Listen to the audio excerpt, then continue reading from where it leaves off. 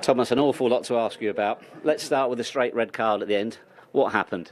Well, I thought when you shake hands, we look into each other's eyes, and Antonio had a different opinion, so it was emotional. He was happy when he equalized. I was then got a bit heated, but nothing big, and I don't know. We both got a red card?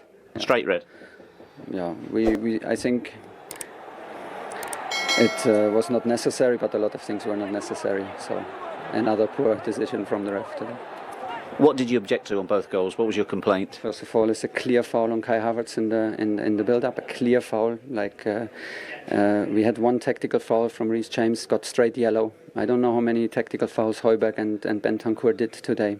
Nothing happened. Clear foul on Kai Havertz. Okay, situation goes on and on and on. Then it's clear offside from Richarlison. He's in the line of the shot. He even goes to the ball. He does not touch the ball. Edu cannot see the ball. They check it. It's clear offside. And since when can we pull hair on a football field? Since when is that? And we check it and nothing happens. We don't need to check anymore. It's ridiculous. I understand you want not necessarily to talk about the red card, but we've already spoken to Thomas Tuchel. He said the problem at the end, he felt, was you didn't look him in the eye when you shook hands. No, but I repeat, I don't want to comment the situation because I think this is not the most important thing. And if there is a problem, the problem is between me and him, not for the others. It looked as though that was the problem because you clashed twice. You were booked the first time, both of you, and the red card. It looked as though there is a problem between you. Yeah, but I repeat, speak about the game, not about the situation, because we are here to speak about football, not about a situation between the two coaches. I think that's quite a good argument, gents. This is the spiciest, spikiest game, I really do think, in the Premier League at the moment. And do you interpret this, Dion, that if you are going to shake hands, at least pretend to look at each other and mean it? Yes, I think Thomas Tuchel's absolutely livid with the game in general. However, the handshake at the end, he's put his hand out first. Yeah. I'll take the handshake, but and Thomas Tuchel said, listen, you can't have a handshake without looking me in the eye. Yeah. And Thomas Tuchel's not having it, and he's held his hand. Conte's gone. He's dragged him back. Look me in the eye, and that's when it's all gone crazy. It's one of them where I quite like Thomas Tuchel for doing that because, of course, he lost his rag a little bit before that. But you're right. If you're you've nicked a point at Stamford Bridge. I mean, at least when you shake my hand, you should be gleaming. Look at me when you shake my hand. But Thomas Tuchel's not letting him go, is he? Come back here. Once you look at me first before you leave. It just sums up what that game is. In fact, you were saying off air, actually, when you played for Tottenham, this was a bigger game almost than the Arsenal game when it comes to what it means and the feeling and the atmosphere with the crowd and everything. Yeah, you kind of feed off the energy of the crowd because, I played in the North London derby and there was a little bit of spice there between the players and the supporters, but there was a real hatred, I felt, when Chelsea played against Spurs, certainly at Stamford Bridge as well. And we saw that all today, with some of the tackles, the arguments we saw on the touchline. It felt, again, like a proper London derby between these two sides, but what a game it was to watch for the neutral. And of course, showing the fact that the Tottenham manager used to be the Chelsea manager, led Chelsea to the title, so he's coming back to the ground that he knows so well. Because even at the end there, Azpilicueta, who would have been his player when they won the title, is saying something to him. Well, I mean, I don't know what it was, calm down or good game or whatever, but it's just like everywhere you look. We want this. We want these kind of rivalries. Yeah, we do want these rivalries, We want this intensity when a big game comes along like this. Yeah. OK, they'll be furious Chelsea they didn't win. They'll feel they had all the ball, they had the better of the opportunities. Let's have a look at the goals then. They go into the lead. Do Tottenham get themselves into a muddle here with trying to pick up Koulibaly?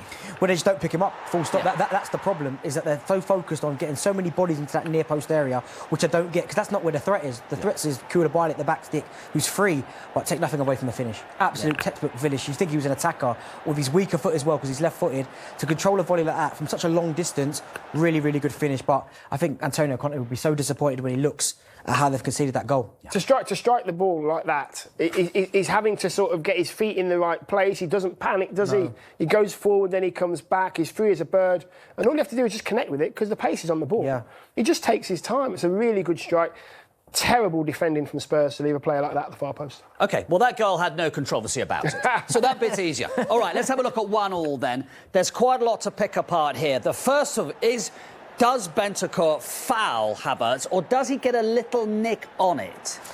I think it's a foul. I think he still gets a little nick on the ball, like the slightest, like it's a feather touch. Yeah. But I think he's had two nibbles at him. Yeah. But the second one, I think he goes through Kai Havertz to get to the ball as well. So for me, It's a foul. Yeah. I think it's a so foul. we've deliberately speeded this up, Dion, because there's 44 seconds elapses between foul or no foul, but not a foul given, and Højbjerg equalising. But here, look, Jorginho, what he thinks he's doing. No, I don't know. But the point is, plenty of time Correct. and a reset of phase of play for Chelsea to clear the ball. Yeah, listen, there's three Chelsea players touched the ball there.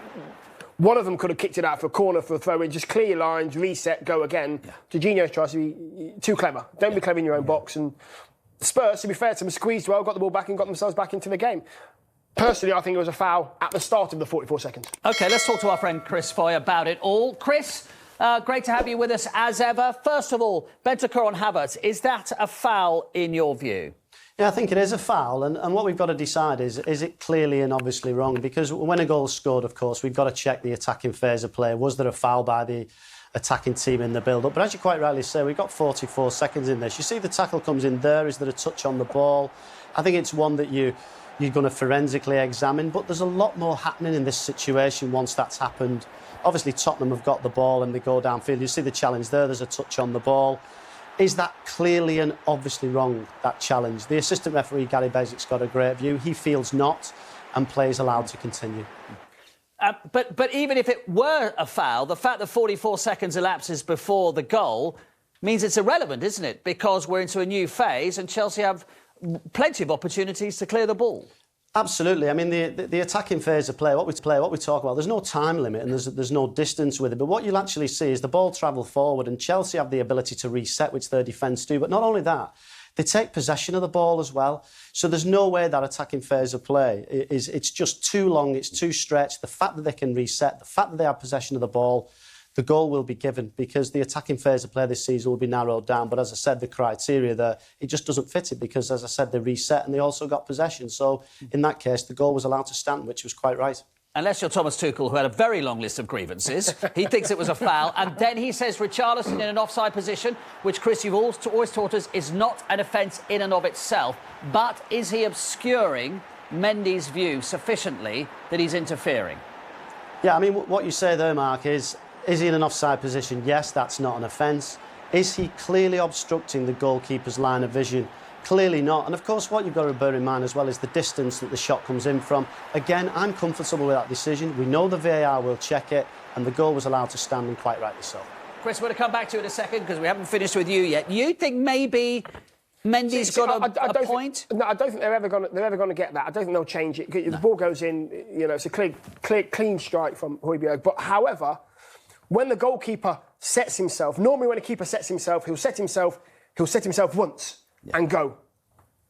Mendy had to set himself twice. He sets and he sets. Because of where Richarlison is. Because of where Richarlison is. I'm not saying it's going to change anything, but, maybe a yard. Objective view. Yeah, exactly. I think we're all happy enough that was given as a goal. Yeah, definitely. I mean, listen, you can argue that point, but I do think I'm with Dion, I think. Even though it's a goal, I don't think you can rule that out.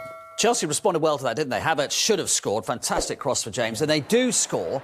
Tottenham give it away very easily, but you've noticed something about Son in all this. Yeah, because I think he's expecting Richarlison to get the ball when he can break, which means he's cheating a little bit, but it's backfired on him because he's left Sterling, who's behind him, and Sterling chooses the right option. Because at first, you can see that I think he thinks Richarlison's going to get it.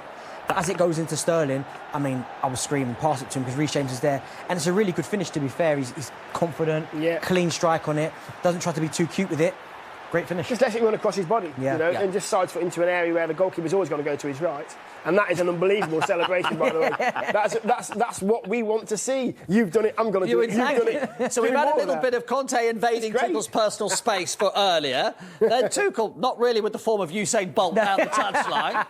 He thinks, right, we've got this, 2-1. Then, to be fair to Tottenham, they hang in there, and they get their goal. But this is arguably the biggest controversy of the lot, isn't it? When it comes to the equaliser. I'm not sure how they've got this wrong. I'm not sure. I mean, Harry Kane gets the goal. However, there's an incident with Cucurella. Yeah. We'll see it a little bit closer as well. You can see the player go down. That's Cucurella there who goes down. He's thinking, referee, have a look at this. Look at the top of the screen there. You can just see. He just gets his hair. Romero's yanking his hair. Yanking his hair. Have a look. This is the best view. Look at this one. That for me is a red card. For me, it's a red card. I don't know about Benty, but after a red card, I think it's violent conduct. To get somebody from standing to on the floor by holding their hair, you can't do it by saying, "Do you mind?" Yeah. Or just, can I just give you a quick tub? Is that right? Yeah, for me it's a red card. It is violent conduct. I mean, the ball's in play as well, so it should be a foul. But certainly when you go back and look at it, as you said, it is violent contact. You can't grab someone's hair and just yank them to the floor. But the fact that it's not given, I can understand why Thomas Tuchel's feeling about that one. It never happened to me. Never happened to me. He tried. OK, Chris, the boys are saying violent conduct, red card, and because the ball was in play, free kick to Chelsea. Is there anything in that you can argue with about what the boys have said? I wouldn't disagree. I feel as though the VAR, Mike Dean, should have intervened and recommended a review for Anthony Taylor to go to the referee review area to look at this. And if he sees the pictures that we're looking at now, you will quite clearly see that Romero grabs the hair of Cucurella, and it should have been a free kick, defensive free kick for Chelsea and a red card. Because just to be clear, VAR couldn't say award a free kick. It has to, because they can only look at red card incidents or penalties, but red card incident here. That's what they would have to say. It is a red card. You couldn't just say, we don't think it's a red card, but it should be a free kick. No, a red card offence. Yeah. Red card offence. Thank you very much indeed, Chris. More from Chris later. We're staying in West London now. Today, evening clash with Manchester United.